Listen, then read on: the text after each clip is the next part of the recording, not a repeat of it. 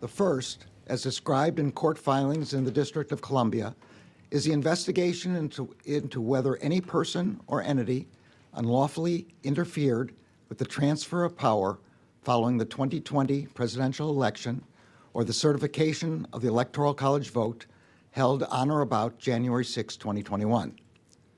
The second is the ongoing investigation involving classified documents and other presidential records, as well as the possible obstruction of that investigation, referenced and described in court filings in a pending matter in the Southern District of Florida.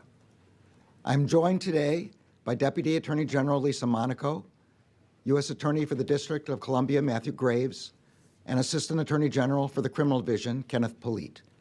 Assistant Attorney General for National Security Matthew Olson could not be here. He is currently in Germany representing the department at the G7 Home Affairs and Security Ministerial. U.S. Attorney Graves has been ably leading the investigations into the events leading up to and on January 6. He and dozens of assistant U.S. attorneys and other prosecutors have taken on the monumental task of conducting over 900 prosecutions in defense of our democratic institutions. Criminal Division prosecutors under the able leadership of Assistant Attorney General Polite have played a significant role in those prosecutions. Assistant Attorney General Olson has been ably leading the team responsible for investigating the matter involving classified documents and other presidential records, as well as the possible obstruction of that investigation. All of the career prosecutors assigned to these matters are conducting their work in the best traditions of the Department of Justice. I also want to recognize the efforts of the many FBI agents and other law enforcement personnel who are assigned to these matters. They are working courageously and steadfastly and are serving our nation honorably. I am grateful to them. We all are. The Department of Justice has long recognized that in certain extraordinary cases, it is in the public interest to appoint a special prosecutor to independently manage an investigation and prosecution. Based on recent developments, including the former president's announcement that he is a candidate for president in the next election, and the sitting president's stated intention to be a candidate as well, I have concluded that it is in the public interest to appoint a special counsel. Such an appointment underscores the department's commitment to both independence and accountability in particularly sensitive matters. It also allows prosecutors and agents to continue their work expeditiously and to make decisions indisputably guided only by the facts and the law. The special counsel will conduct parts of the first investigation I just mentioned. The investigation into whether any person or entity unlawfully interfered with the transfer of power following the 2020 presidential election or with the certification of the Electoral College vote held on or about January 6. This does not include prosecutions that are currently pending in the District of Columbia or future investigations and prosecutions of individuals for offenses committed while they were physically present on the Capitol grounds on January 6. Those investigations and prosecutions will remain under the authority of the U.S. Attorney for the District of Columbia.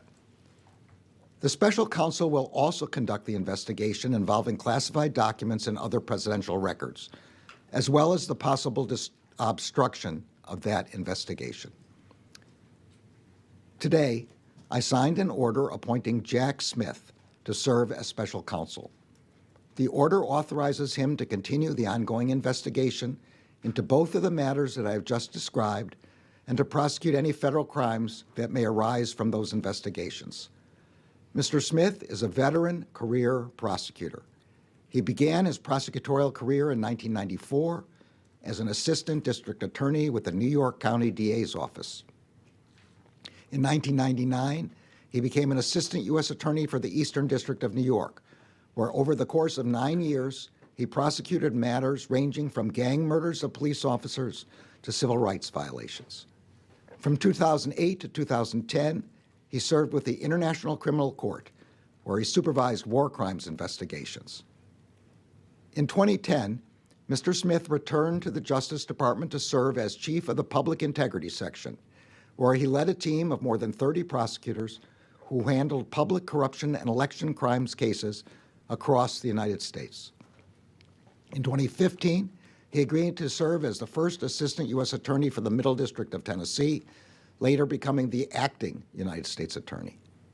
Most recently, Mr. Smith served as a chief prosecutor for the Special Court in The Hague, charged with investigating and adjudicating war crimes in Kosovo.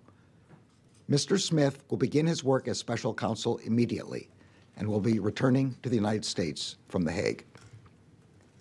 Throughout his career, Jack Smith has built a reputation as an impartial and determined prosecutor who leads teams with energy and focus to follow the facts wherever they lead. As special counsel, he will exercise independent prosecutorial judgment to decide whether charges should be brought.